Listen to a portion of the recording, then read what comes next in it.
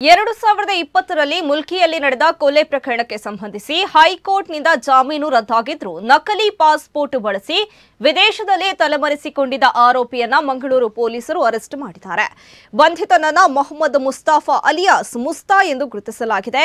ಆರೋಪಿ ಮೊಹಮ್ಮದ್ ಮುಸ್ತಾಫಾ 2020ರ ಜೂನ್ 5ರಂದು ಮುಲ್ಕಿಯ ವಿಜಯ ಸನ್ನಿಧಿ ಹೆದ್ದಾರಿ ಬಳಿ ಹಾಡಹಗಲೇ ರಸ್ತೆಯಲ್ಲಿ ಅಬ್ದುಲ್ ಲತೀಫ್ ಎಂಬುವರನ್ನ ಇತರ ಆರೋಪಿಗಳೊಂದಿಗೆ ಸೇರಿ ಕೊಲೆ ಮಾಡಿದ್ದ. ಪ್ರಕರಣಕ್ಕೆ ಸಂಬಂಧಿಸಿದಂತೆ ಆರೋಪಿಗಳಾದ ದಾವೂದ್ ಹಕೀಂ, ಮೊಹಮ್ಮದ್ ಮುಸ್ತಾಫಾ ಸೇರಿ ಒಟ್ಟು 10 ಮಂದಿ ವಿರುದ್ಧ ದೋಷಾರೋಪ ಪಟ್ಟಿಯನ್ನ ನ್ಯಾಯಾಲಯಕ್ಕೆ ಸಲ್ಲಿಸಲಾಗಿತ್ತು.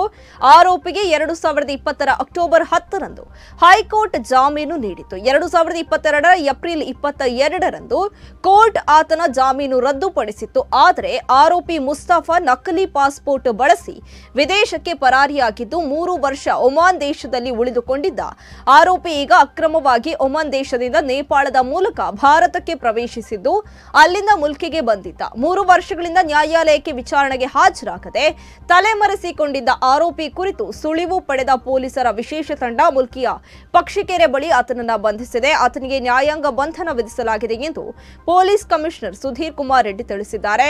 ಆರೋಪಿ ನಕಲಿ ಪಾಸ್ಪೋರ್ಟ್ ಹೊಂದಿರುವ ಬಗ್ಗೆ ಬೆಂಗಳೂರಿನ ಬಸವನಗುಡಿ ಪೊಲೀಸ್ ಠಾಣೆಯಲ್ಲಿ ಪ್ರಕರಣ ದಾಖಲಾಗಿದೆ.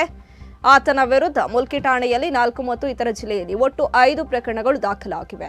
ಚಿಕ್ಕಮಗಳೂರು, ಉಡುಪಿ ಜಿಲ್ಲೆಯ ಠಾಣೆಗಳಲ್ಲಿ ಮುಸ್ತಫಾ ವಿರುದ್ಧ 2 ಪ್ರಕರಣಗಳಲ್ಲಿ ವಾರೆಂಟ್ ಕೂಡ ಜಾರಿಯಾಗಿತ್ತು.